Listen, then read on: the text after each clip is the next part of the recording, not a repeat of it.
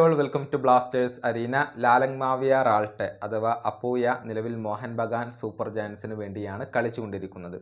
നേരത്തെ മുംബൈ സിറ്റിക്ക് വേണ്ടി ഒരുപാട് കാലം അദ്ദേഹം കളിച്ചിട്ടുണ്ട്. കൃത്യമായി പറഞ്ഞാൽ 2021 മുതൽ 2024 വരെ മുംബൈ സിറ്റിക്ക് വേണ്ടിയായിരുന്നു ഈ ഒരു മധ്യനിര താരം കളിച്ചിരുന്നത്. 71 മത്സരങ്ങളിൽ നിന്ന് 4 ഗോളുകൾ അവർക്ക് വേണ്ടി നേടിയിട്ടുണ്ട്. അതിനുശേഷമാണ് മോഹൻ ബഗാനിലേക്ക് അദ്ദേഹം എത്തിയത്.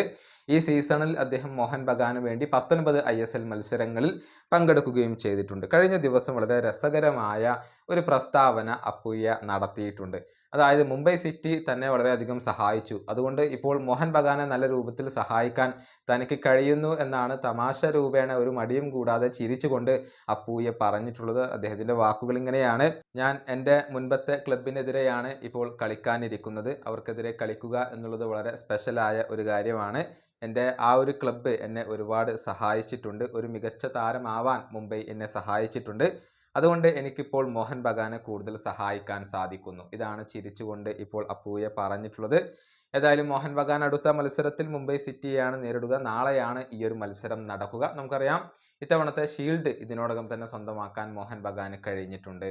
ഈ വീഡിയോയുടെ അവസാനിപ്പിക്കുന്നു. അടുത്തൊരു വീഡിയോയിൽ വീണ്ടും കാണാം.